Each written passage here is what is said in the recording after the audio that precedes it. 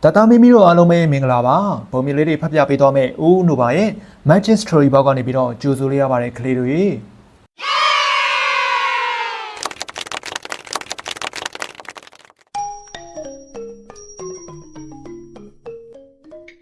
တတမီမီတို့အတွက်ဒီနေ့မှာဦးဖတ်ပြပေးသွားမယ်ပုံမြင်လေးရဲ့နာမည်ကတော့ပညာရှိယုံမင်းနဲ့မိုင်မဲသောတက်တူရီသုံးကောင်ဆိုတဲ့ပုံမြင်လေးပဲဖြစ်ပါတယ်ကလေးတို့ရေ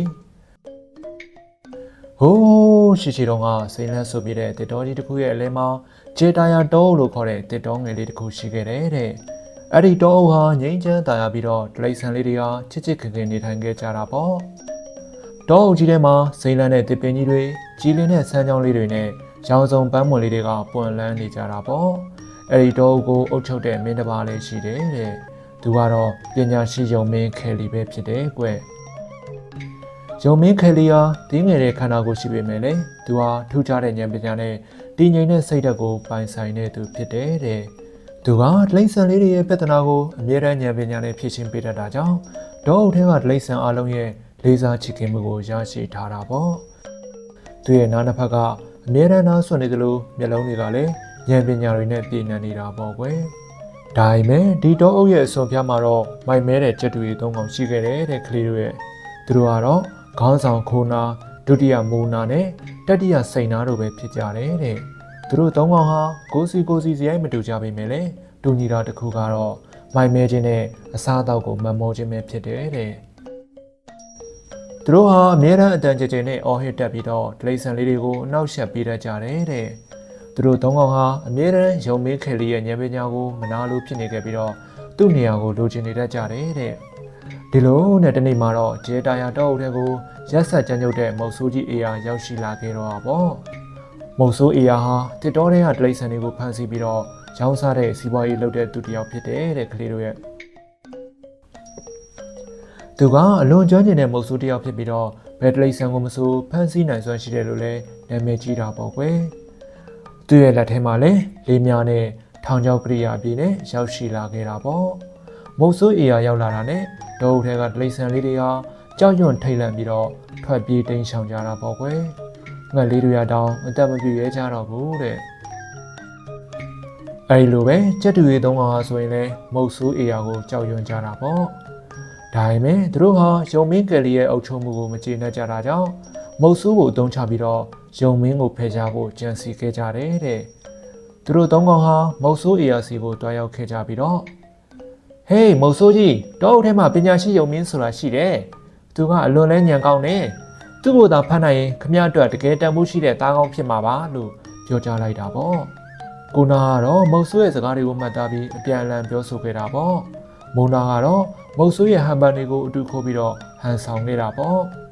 ့စိန်နာကတော့အတန်ကျဲကျဲနဲ့မုတ်ဆိုးရဲ့အာယုံကိုဖန်ဆားခဲ့တာပေါ့ကွယ်ဂျက်တူရီသုံးကောင်ဟာယုံမင်းရဲ့နေရာကိုလိုချင်တာကြောင့်မုတ်ဆိုးကိုတရင်ပေးခဲ့ကြတာဖြစ်တယ်ကွယ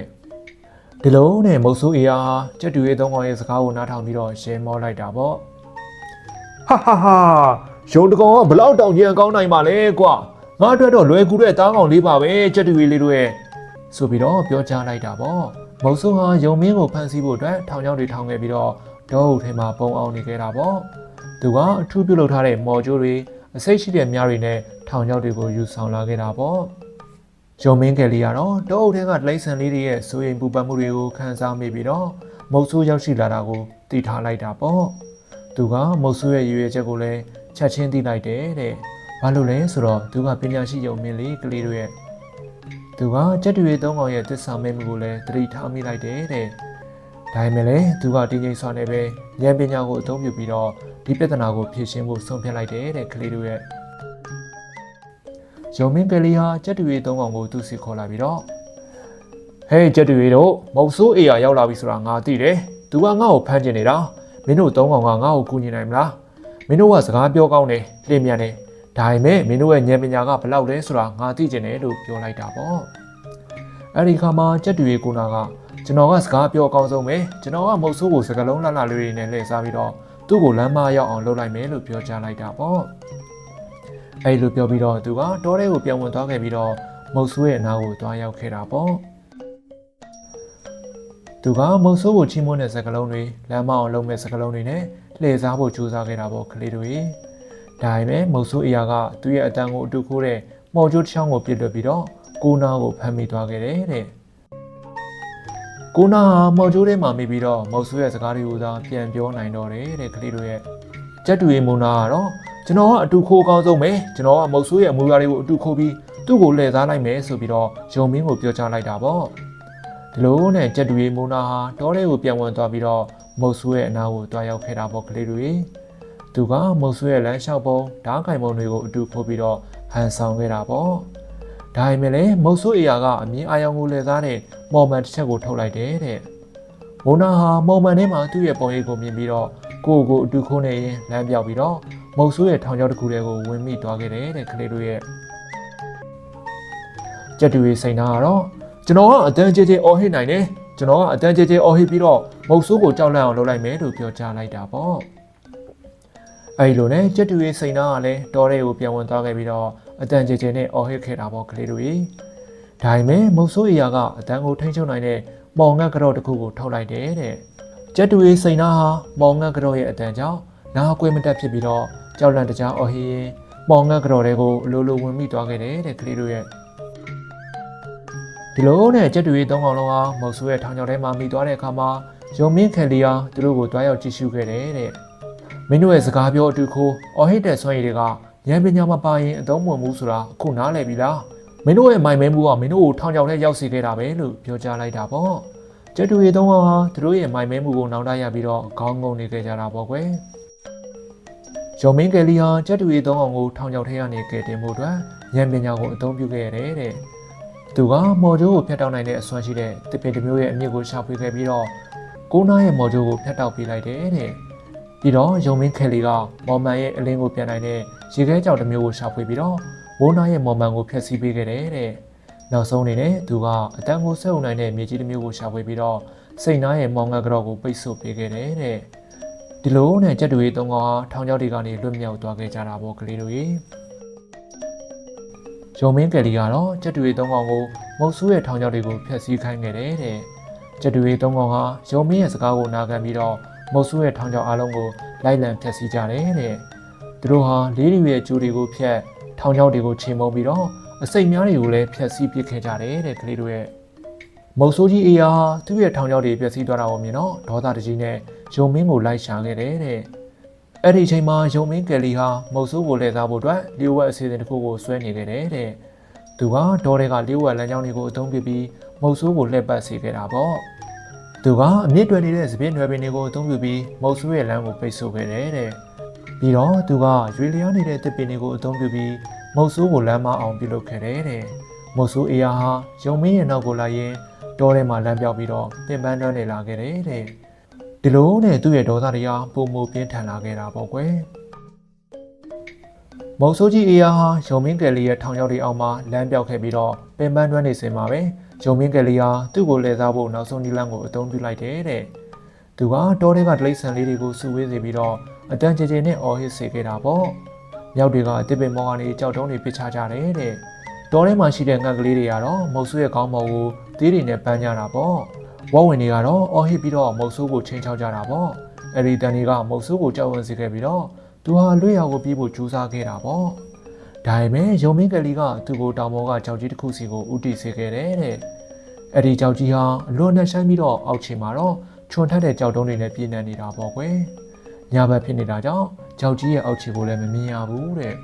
မုတ်ဆိုးအေးဟာယုံမင်းရဲ့နောက်ကိုလိုက်ရင်းနဲ့ကြောက်ကြီးရဲ့အစွန်အဖျားစီကိုရောက်ရှိသွားခဲ့တာပေါ့မုတ်ဆိုးအေးဟာရုတ်တရက်ရက်တန်းလိုက်ပြီးတော့ဟာယုံမင်းငါ့ကိုလှည့်စားတာပဲငါမင်းကိုဘယ်တော့မှအဖမ်းခံမှာမဟုတ်ဘူးလို့အော်ဟစ်ပြောကြားလိုက်တာပေါ့ကလေးတို့ရေယုံမင်းကလေးဟာကြောက်ကြီးရဲ့ဟိုဘက်ချမ်းမှာရက်နေပြီးတော့တင်းငိမ့်စွာနေပဲအေးမင်းရဲ့မိုင်မဲမှုတွေကမင်းကိုဒီနေရာကိုရောက်ရှိစေခဲ့တာပဲမင်းရဲ့ရက်ဆက်ကြမ်းကြုတ်မှုတွေကမင်းကိုအထီးကျန်နေစေတာပဲဒီတော့ဟာမင်းတို့လူတွေအတွက်နေရာမဟုတ်ဘူးကွာလို့ပြန်ပြောလိုက်တာပေါ့ကလေးတို့ရဲ့အဲ့ဒီအခါမှာမုတ်ဆိုးအေးဟာဒေါသတကြီးနဲ့ယုံမင်းစီကိုပြေးလာခဲ့တာပေါ့သူကယုံမင်းကိုလေးနဲ့ပြစ်ဖို့ကြိုးစားပေမဲ့လည်းယုံမင်းကတော့မျက်စမ်းစွာရှောင်တိန်နိုင်ခဲ့တယ်တဲ့မုတ်ဆိုးအေးဟာကြောက်ကြီးရဲ့အစွန်ကိုမမြင်မနဲ့လဲကျသွားခဲ့တာပေါ့သူကလက်ထဲမှာကင်ထားတဲ့လေးများတွေထောင်ချောက်တွေနဲ့အတူပဲကြောက်ကြီးတွေကိုပြုတ်ကျသွားခဲ့ပြီးတော့ထ ထာဝရပျောက်ကွယ်သွားခဲ့တာပေါ့ကလေးတို့ရေမော်ဆူကြီးအေးဟာပျောက်ကွယ်သွားတာနဲ့အတူပဲကြေတာယာတောအုပ်ဟာပြန်လည်ငြိမ်းချမ်းလာခဲ့တာပေါ့တိရစ္ဆာန်လေးတွေကလည်းကြောက်ရွံ့မှုတွေပျောက်ကွယ်သွားခဲ့ပြီးတော့ပျော်ရွှင်စွာပြန်လည်နေထိုင်ခဲ့ကြတာပေါ့ကလေးတို့ရေတစ်ပင်တွေကပြန်လည်စိမ့်နှံ့လာပြီးတော့ဗန်းမွန်လေးတွေကလည်းပြန်လည်ပွင့်လန်းလာခဲ့တာပေါ့ကွယ်ကျက်တူရီ၃ကောင်ဟာသူတို့ရဲ့မိုင်မဲမှုကိုနောင်တရပြီးတော့ရုံမင်းကလေးကိုတွားရောက်ကာဝရပြုခဲ့ကြတယ်တဲ့သူတို့ကရုံမင်းရဲ့ဉာဏ်ပညာကိုလည်းချီးကျူးခဲ့ကြပြီးတော့သူတို့ရဲ့အမားတွေကိုခွင့်လွှတ်ပေးဖို့တောင်းပန်ခဲ့ကြတာပေါ့ရုံမင်းကလေးဟာကျက်တူရီ၃ကောင်ကိုခွင့်လွှတ်ပြီးတော့မင်းတို့ရဲ့စွမ်းရည်တွေကမှန်ကန်စွာအသုံးမချရင်အသုံးမဝင်ဘူးဉာဏ်ပညာနဲ့စိတ်ထားဖြစ်စေမှုကသာတကယ်အင်အားပဲကွာလို့ပြောကြားလိုက်တာပေါ့ကျက်တူရီ၃ကောင်ဟာရုံမင်းရဲ့စကားကိုမှတ်သားထားခဲ့ပြီးတော့ဒေါ်ဦးကိုကာကွယ်ပြီးတဲ့အဆောင်ရှောက်တွေဖြစ်ပြောင်းလဲသွားခဲ့ကြတယ်တဲ့သူတို့ဟာအတန်ကျကျနဲ့အော်ဟစ်တာတွေကိုရပ်တန့်ခဲ့ပြီးတော့ရုံမင်းရဲ့စကားတွေကိုမှတ်သားပြီးအခြားတိရစ္ဆာန်လေးတွေကိုလည်းဉာဏ်ပညာကိုအသုံးပြုဖို့သင်ကြားပေးခဲ့ကြတာပေါ့ဒီလိုနဲ့ဂျေဒါယာတောအုပ်ဟာရုံမင်းကလေးရဲ့ဉာဏ်ပညာကြောင့်ငြိမ်းချမ်းသာမှုတွေနဲ့ပြန်လည်ပြည့်နှက်သွားခဲ့ပြီးတော့ရုံမင်းနဲ့မိုင်မဲသောကျက်တူရီ၃ကောင်နဲ့မုတ်ဆိုးကြီးပုံမြင်ဟာဆိုရင်လည်းမျိုးစင်အဆက်ဆက်ကာလကြာရှည်တည်တတ်နေကြတာပေါ့ကွယ်ဒီပုံမြင်လေးဟာဆိုရင်တော့ဉာဏ်ပညာရဲ့တန်ဖိုးနဲ့မိုင်မဲချင်းရဲ့အကျိုးဆက်တွေကိုသင်ကြားပေးခဲ့တာဖြစ်ပြီးတော့ဘလို့ခံခဲမျိုးမှမဆိုဉာဏ်ပညာကိုအသုံးပြုရင်အောင်မြင်နိုင်တယ်ဆိုတဲ့သင်ခန်းစာတွေကိုပေးစွမ်းခဲ့တာပေါ့ကလေးတို့ရေပုံမြင်လေးကတော့ဒါပါပဲကလေးတို့ရေကလေးတို့ရဲ့ဘဝမှာလည်းဉာဏ်ပညာကိုအသုံးပြုပြီးတော့လိုချင်တဲ့ပန်းတိုင်ကိုအရောက်လန်းနိုင်ပါစေလို့ဦးနိုဘာကတင်နေရနေပြီးတော့စုမုံကောင်းတောင်းပေးလိုက်ပါတယ်ကလေးတို့ရေပုံမြင်လေးကိုနားဆင်ပြီးတော့ပျော်ရွှင်တဲ့နေ့ရက်လေးတွေကိုပိုက်ဆိုင်နိုင်ပါစေလို့ဦးကနှုတ်ခွန်းဆက်သလိုက်ပါတယ်ကလေးတို့ရေ